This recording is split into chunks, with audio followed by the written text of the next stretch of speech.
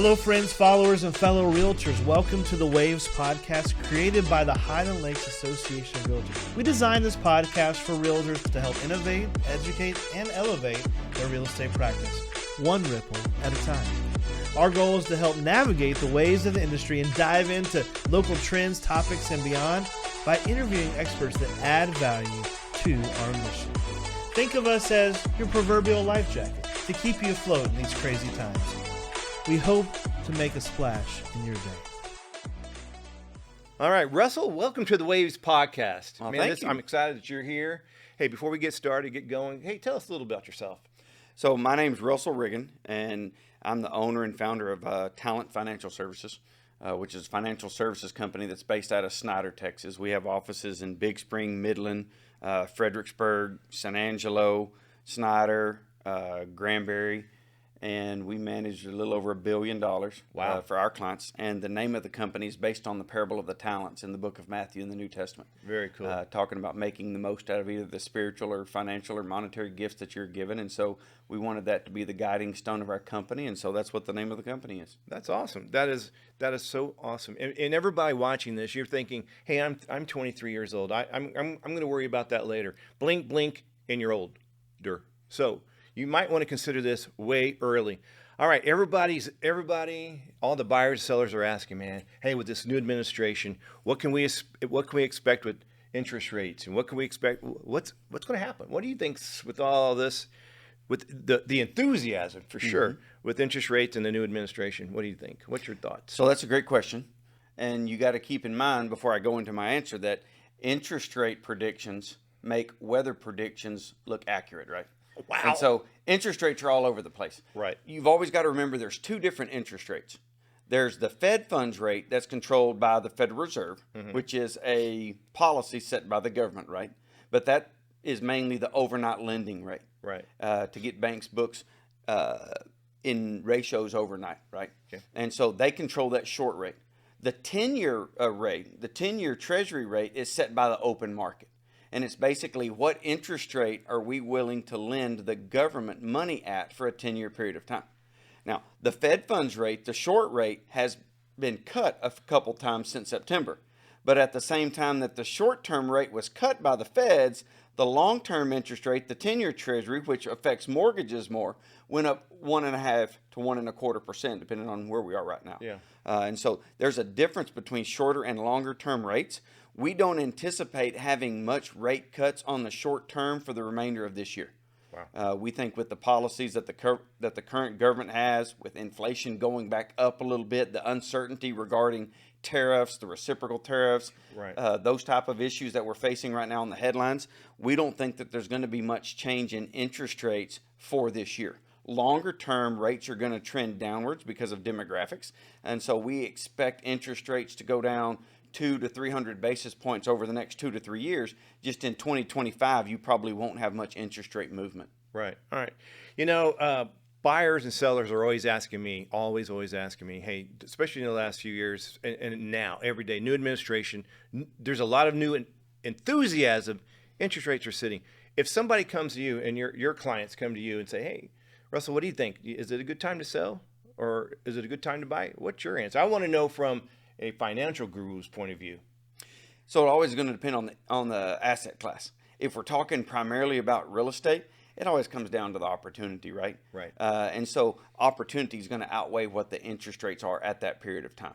And so I wouldn't be as concerned about what the interest rate is if it's a good piece of property and it makes sense financially to buy it, especially if it's an income producing property. Right. When interest rates are high, I want a higher cap rate on my investment in order to make it worthwhile. Right. I think if you buy real estate right now, you're probably going to go into that purchase with the anticipation that you're going to refinance sometime within the next 5 years, correct? Right. Yeah. And so I wouldn't be as concerned about it as long as it's a good opportunity. Yep. If I'm just wanting to go put some money to work, maybe with interest rates where it is and borrowing rates right now, maybe I'm looking at some asset classes outside of real estate. Right. But if I'm a real estate investor, I mean, the opportunity always dictates Right. whether or not I buy. And that's both residential and commercial. Correct, residential and commercial. I agree. It's all about the opportunity. And, you know, when home sellers ask me or buyers ask me, is it a good time to buy? It's when you're ready. Sellers, is it a good time to sell? When you're ready.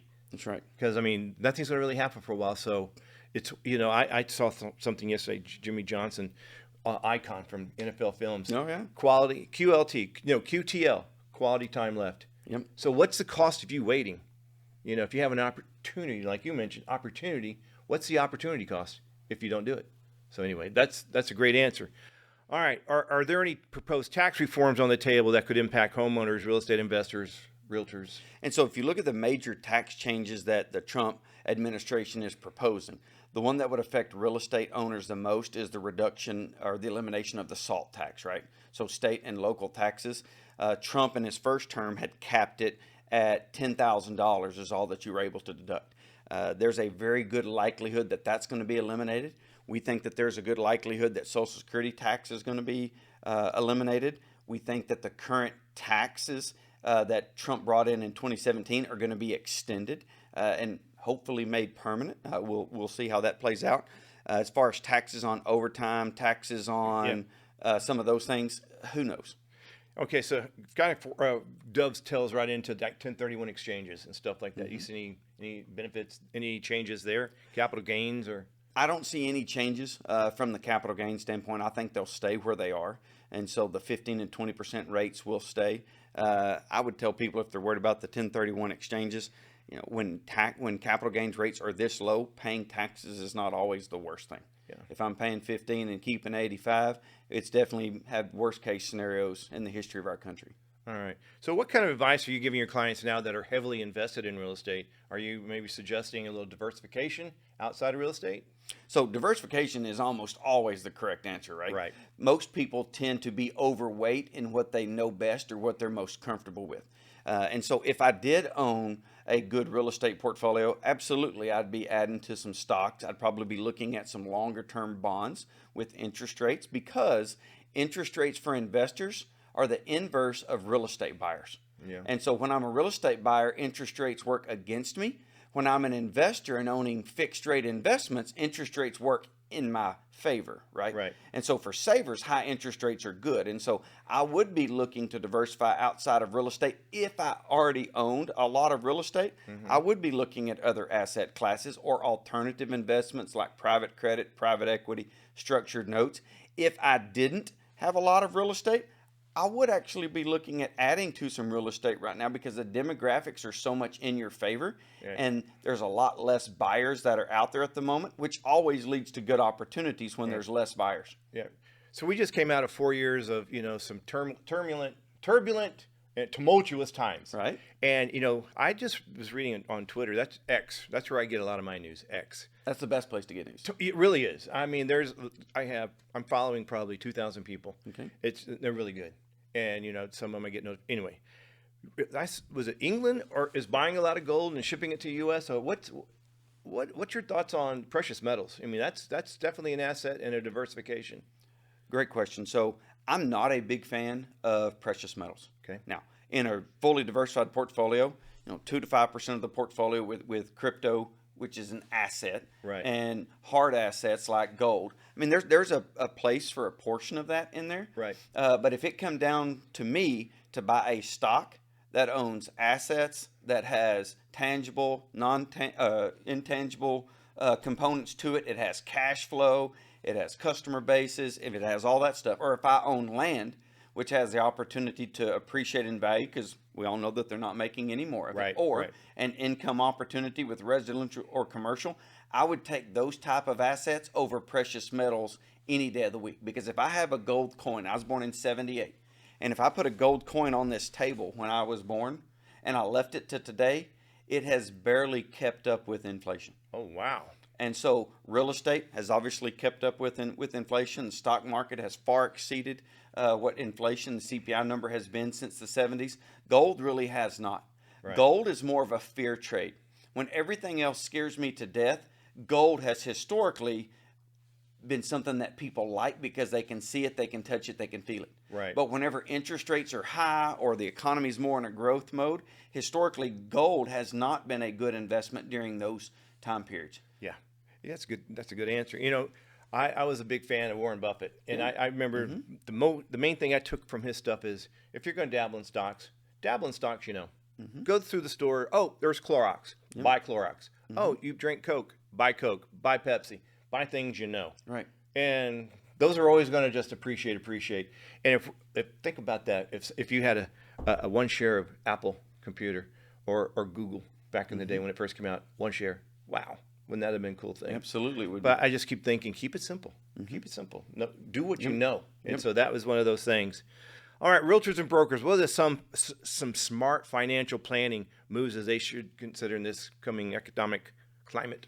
And so my team and I are always going to remind people to update your wills, update your power of attorneys, make sure you have beneficiaries on your land, which you can do that now. I believe starting in 2016, you can put beneficiaries on your land or transfer on death. So that's always important.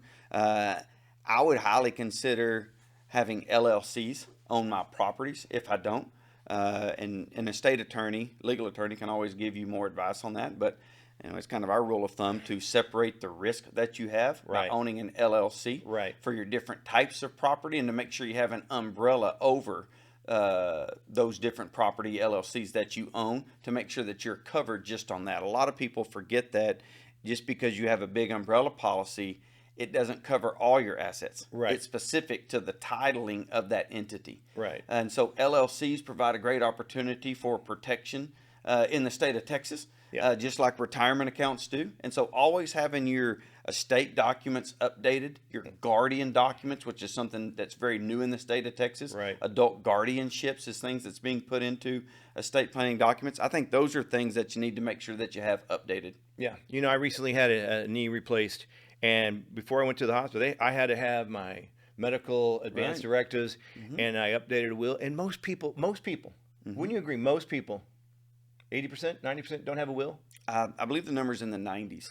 I was just going to give 10% to So that's profound. And you know, if you die without a will, it's not good, not a good thing. Now, well, everybody has a will.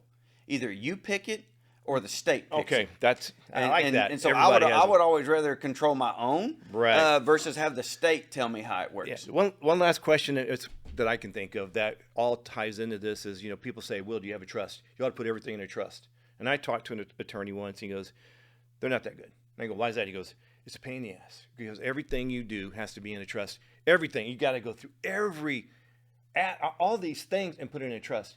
That's time consuming. And who does that? But, everybody's like, oh, you got to form a trust, a living trust. Or what's your thoughts on a trust? Right. So I'll preface this by saying I'm not an attorney. But I've been in the business 22 years. My dad's been in here 46 years. Our team has 100 years experience. I would tell you that trust, there are benefits of a trust, but in the state of Texas, they're not as important as maybe in some other states. Okay. A living trust, one of the biggest benefits that are sold for a living trust is to avoid probate. Yep, exactly. Well, in the state of Texas, there's other ways that you can avoid probate without having to have everything inside of a trust, with transfer on deaths, with beneficiary agreements. And so I'm not the biggest fan of a living trust in the state of Texas because probate is cheaper in Texas, and there's not state estate taxes like there are for some of our clients in other states. So I'm not against them by any means, but in the state of Texas, they just don't seem to have as many benefits as it does in other states. So that's a good point. You just have to know where you're at and who. Yeah, that makes sense. All right, you've answered a lot of my questions. And do you have any closing thoughts you want to share with us? So you and I had talked a little bit before we got on the podcast of, I think this is one of the most exciting times to be an investor. I think it's one of the most exciting times to be an American. I think it's one of the most exciting times to be a Texan that I've seen in the 22 years of my career. We are really excited about the infrastructure that's going to be built out in the state of Texas, between the ERCOT electric grid needing to basically double the amount of electricity that they need to produce, nuclear coming in, data centers coming in, the cloud storage. So many exciting things are taking place in the state of Texas. Companies relocating. We just saw Meta, Facebook, is going from Delaware to here. Elon Musk has brought his companies in. So whether I'm in real estate or whether I'm just a U.S. citizen, and especially a Texan, I'm extremely excited to what opportunities we have over the next 10 years here. Yeah, that's awesome. I always tell people, Texas, best country in the world. That's exactly right. Hey, Russell, I thank you for coming on the podcast. Really listen to all this. It's really great information, news we can use. And that's what we need in this podcast. We try to bring news you can use to make a difference in your life. It's all about that. All right, we're out of here, brother. Thank you very much. Appreciate you doing it. Appreciate you having me. Oh, all good time.